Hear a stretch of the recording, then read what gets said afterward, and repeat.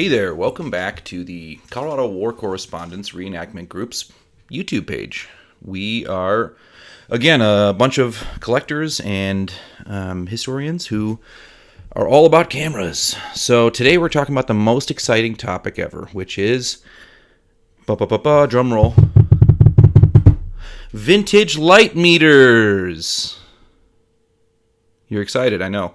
So what we're going to do is we're going to kind of talk about light meters, how they work. I got three vintage GE light meters here. I've got a Universal, and then we've got this GM that's still in the box with a lot of fun little paperwork and stuff that goes along with it. So we can talk about a little maybe history of light meters, and we'll go on from there. So if you're shooting on a modern DSLR, such as this Canon, you're not going to have to set your aperture or your light settings if you don't want to. That's all something you can do manually on certain settings and modes, but at the end of the day, it's got a natural light meter built into it that will take excellent pictures, and you never have to mess with those settings. Vintage cameras don't work that way. For example, this Argus Model C from the late 1930s has an f-stop calculator on the front here, this little ring.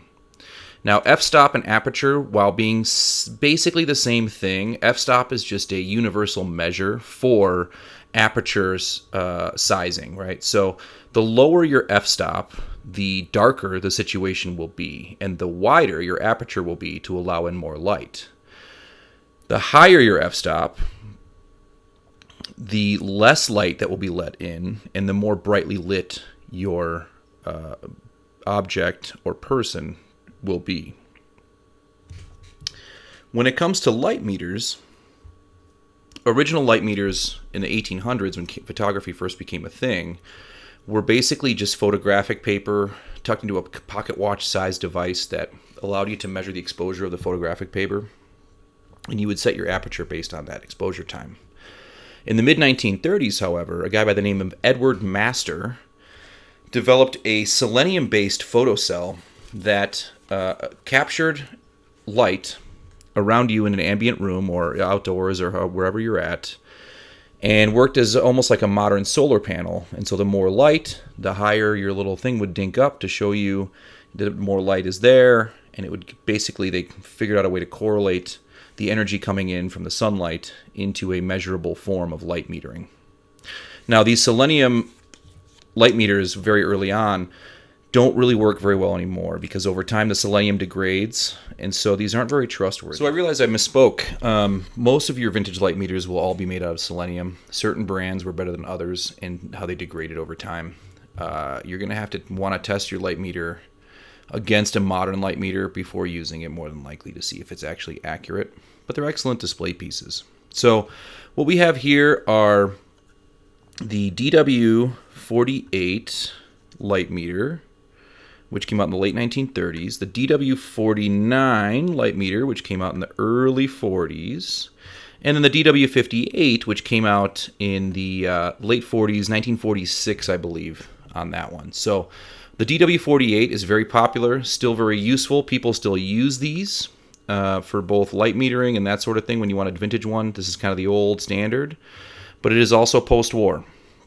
So just remember that. You can also see on the back of the light meter itself, it has the name and type that it is, so I think we can see that right there. Hopefully you can see that, DW58. But they work just great. I mean, this one's, well, let's see. We'll pop the top on this and see if we can pick up some light here. I don't know if you can see that guy bouncing around there. Anywho, so we'll start with the 48, which is this guy right here.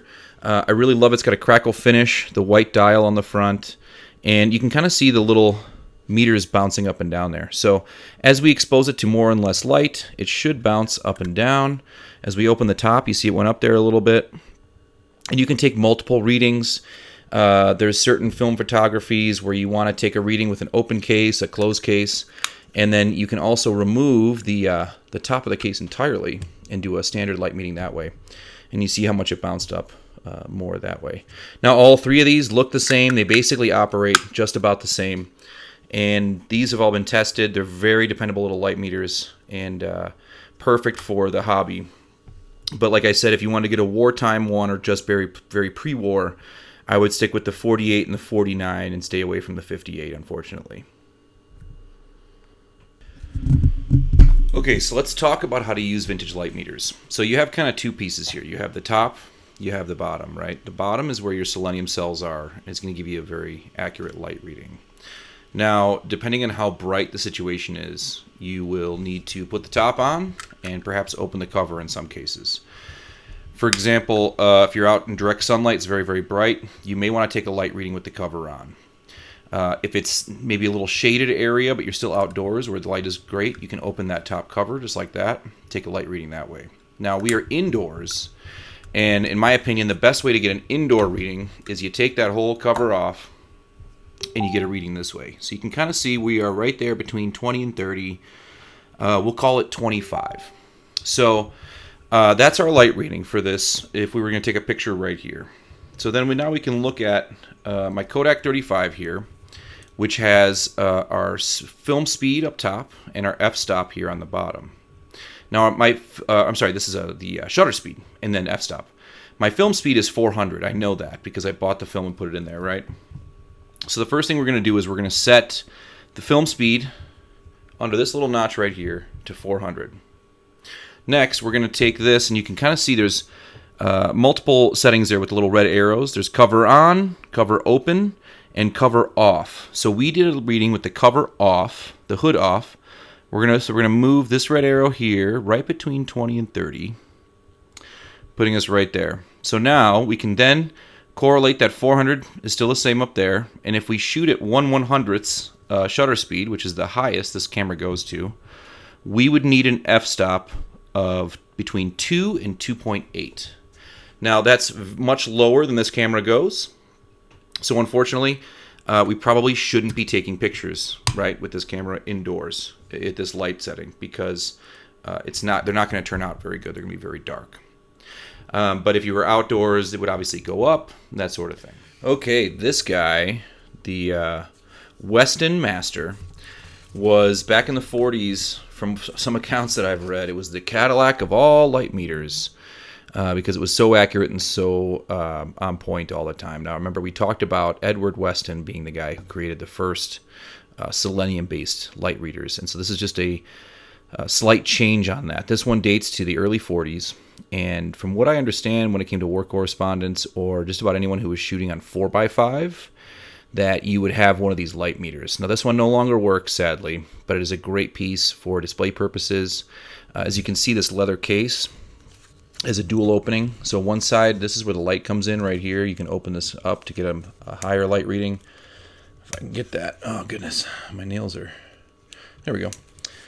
You can see there is the actual selenium cell that takes the light reading. It bounces a little bit, but I don't think it's very accurate. It's more of a display piece than anything. So you have your open end that you would put up to the light, and then you're going to keep it open and see the other side with the meter here that bounces up and down. So cool little piece of history and a great display piece, especially for both civilian war correspondence and for your perhaps military photographer impression. Okay, last but not least on my little light meter collection here, the GM standard model. So GM became SCAN, S-K-A-N, I believe, in the late 40s. So if you see a similar looking light meter that has that name S-K-A-N on it, it is post-war. But this is the pre-war model. So we have it here in the original box. I really love the graphics on this. It's very cool. And so we're going to open this guy up. Let's see, I need two hands on that. Inside, you can see we have a nice protective cardboard layer here. We have our, goodness, I don't know if that's stuck together. There we go. So we have our, check that out, important, read to adjust. Let me get that in front of the camera. Instructions, 0 adjust, but that's an extra strap for it, looks like. And then we have the GE light meter itself here. A little dusty, but looks great. Let's see if it's still... Yeah, it gets some readings. So you can kind of see if I turn it towards the light. Hopefully we can get a good picture of this. Let me get a better... Turn it towards the light. You can kind of maybe see that little thing bouncing around there, getting a better light reading on it. So there is that light meter. And then we have the instructions here too, which are very cool. Original instructions that came with it in the late 30s, early 40s. This is how to use the GM standard model exposure meter. Model B. Very cool little instructions here. And yeah, it's got the light scale with a movable pointer, 0 adjustment screw, fantastic. And then on the back, they call it a computer, but it's more or less a way to figure out your exposure by putting in your light meter readings. And this is a little wheel that spins around. All of those other light meters had this as well. And it's just something that gives you a way to kind of do a direct computing, I guess, if you will, of your light meter's incoming readings and what you should set your aperture to, or your f-stop, I suppose. All right, I hope you've enjoyed all of this. Now, as far as all this information goes into shooting pictures at events, it's definitely good to get a light meter reading, I think, if you really want to take some high-end quality photography pictures. But if you want things to look a little grainy, a little overexposed, a little underexposed, you're not super concerned about it, you can probably go without this and wing it. Especially shooting with 400 speed film, if you just kind of eyeball what you think the sunlight will be and correct your aperture and your f-stop higher or lower based according to that, you'll probably be okay. And a lot of these older cameras, they only have maybe 4 or 5 f-stops anyway. So you can't go too terribly wrong shooting pictures on a f-stop that's slightly off of what you think. I hope you've enjoyed this video. If you have any other questions about light meters, how they work, or comments, complaints, please let us know. Thanks for watching.